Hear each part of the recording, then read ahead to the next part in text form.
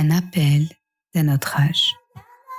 Peacock Podcast vous propose Contes et légendes du monde.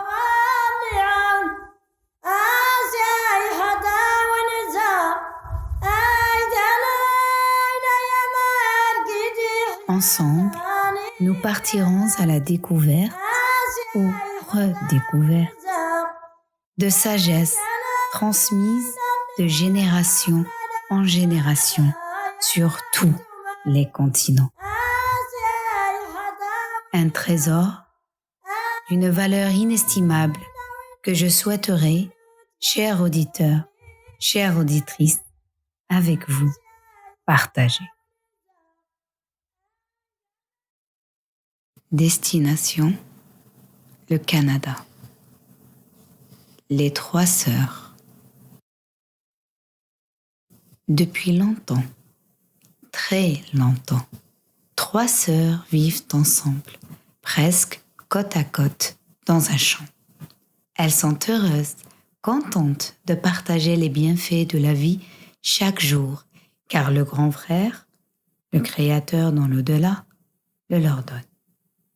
Elles sont très différentes les unes des autres, par leur taille et par leur façon de se vêtir, mais leur amour mutuel les fait oublier ces différences.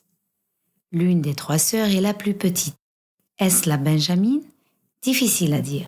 Elle est si jeune encore qu'elle se contente de ramper depuis sa naissance et elle se vêt toujours de vert. La deuxième, est-ce la cadette ?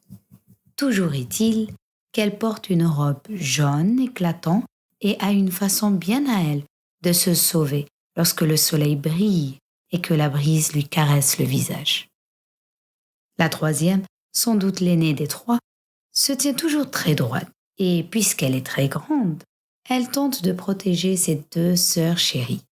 Elle a l'habitude de porter un châle vert et sa longue chevelure blonde bat au vent. Les trois sœurs si différentes ne se ressemblent que sur un point. Elles s'adorent et jamais ne se séparent. Dans leur fort intérieur, elles savent qu'elles ne pourraient supporter la séparation, que ça les tuerait. Un jour, un étranger apparaît dans le champ des trois sœurs. Un être curieux. C'est un jeune Amérindien, droit comme une flèche et brave comme l'aigle qui le survole dans le ciel. Le jeune guerrier sait parler aux oiseaux et aux petits frères de la terre. La musaraigne, le tamia et les renardeaux. Les sœurs, celle qui ne sait que ramper, celle aux longs cheveux et celle à la robe jaune éclatant, sont bien intriguées par ce jeune homme. Elles le voient tirer des flèches avec un arc tondu par une ficelle, sculpter un bol en bois avec un couteau fait d'une pierre tranchante, faire des entailles dans les arbres à la lisière du champ et en boire la sève. Elle se demande bien où il peut aller le soir lorsqu'il disparaît de leur terre. Quelques mois passent et un jour, l'une des deux sœurs disparaît. C'est la Benjamin, celle qui ne sait que ramper, celle qui s'habille de vert. Pourtant, elle peut à peine se lever dans le champ, sauf si elle trouve un bâton sur lequel s'appuyer. Comment a-t-elle fait ? Ses sœurs la pleurent jusqu'à l'automne, mais elle ne revient pas, jamais, et le temps passe. Un jour, le jeune Amérindien revient visiter le champ des trois sœurs. Sans doute remarque-t-il l'absence de l'une d'entre elles, mais il ne dit mot. Il ramasse des roseaux près d'un ruisseau et s'en fait des flèches. Le surveille et s'émerveille de l'empreinte que laissent ses mocassins dans la mousse humide. Ce soir-là, la deuxième sœur, celle qui se vêt toujours de sa belle robe jaune et qui rêve de quitter leur champ, disparaît à son tour. Elle ne laisse aucune trace. Mais il est possible qu'elle ait marché dans les pas laissés par le jeune homme. Qui sait ? Qui peut en être certain ? Il ne reste plus qu'une sœur dans le champ. L'aînée reste droite, sans jamais s'incliner de chagrin. Mais elle sent bien au tréfonds de son âme qu'elle ne pourra vivre seule en cet endroit. Les jours raccourcissent et les nuits s'allongent. Son châle vert perd sa couleur. Il a pris de l'âge et semble tout usé et vieilli. Le vent a défait sa belle chevelure blonde de jadis. Jour et nuit, elle prie pour le retour de ses deux sœurs adorées. Mais c'est une prière vaine. Sa voix ressemble à une plainte remplie de mélancolie et de désespoir. Puis vient le temps des récoltes, et avec lui, le retour du jeune chasseur. Le petit entend la plainte de la troisième sœur, qui a été laissée toute seule dans le champ.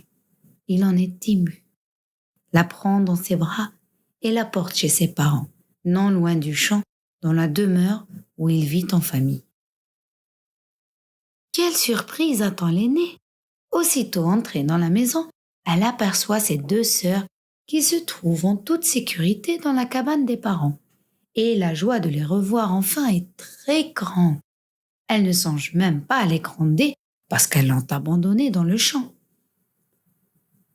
C'est que le petit chasseur les a tellement intriguées qu'elles l'ont suivi pour voir où il vivait. Elles ont tellement aimé la chaleur de son foyer qu'elles ont décidé d'y passer l'hiver et elles font tout ce qu'elles peuvent pour lui venir en aide. La petite sœur en vert, qui a grandi, tient les casseroles pleines de nourriture. Sa sœur en jaune éclatant se laisse sécher sur une étagère en provision de repas futurs.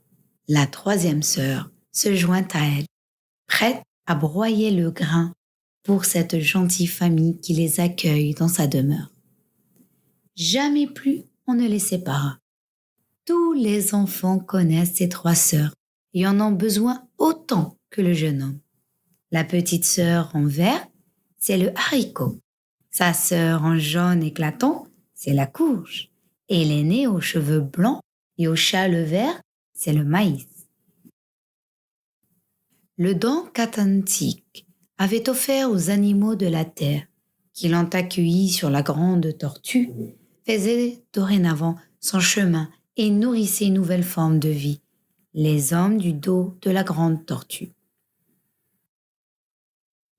Texte signé par Mark Scott, Légendes autochtones en Ontario.